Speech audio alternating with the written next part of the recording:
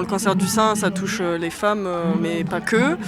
Et aujourd'hui, par exemple, nous, on a eu 52 rendez-vous sur le Mamobile et il y a eu beaucoup de femmes qui se sont présentées spontanément et donc on a fait aussi du 100 rendez-vous dans ces 52 femmes qui ont pu bénéficier d'un dépistage.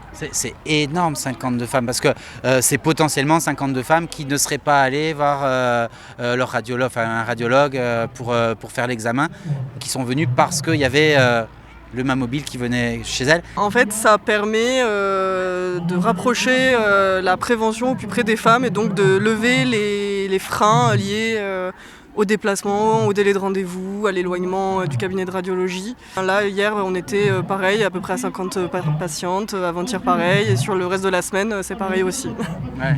C'est-à-dire que vraiment, potentiellement, on sauve des vies, quoi.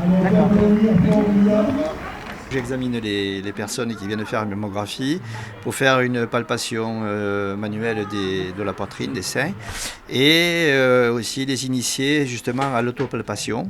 On en profite pour faire un petit point, par exemple, sur l'activité physique et sur le mode de vie. Dans la prévention, il y a ces gestes que l'on fait, d'apprendre à trouver potentiellement les signes, les premiers symptômes à arriver avant que le cancer ne se développe. Mais il y a encore l'amont à l'amont qui joue vraiment son rôle, l'alimentation, le sport.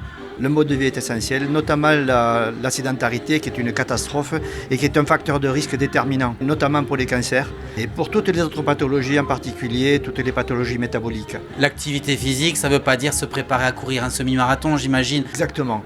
L'activité physique n'a rien à voir avec le sport. Non, l'activité physique, c'est quelque chose qui est raisonné, raisonnable et régulier surtout. L'INSERM a prouvé que c'était un moyen vraiment efficace de prévenir les maladies. Que ce soit la marche, le rameur, le vélo, etc., etc. Surtout ici, on vit dans un endroit qui est extraordinaire pour faire de la randonnée.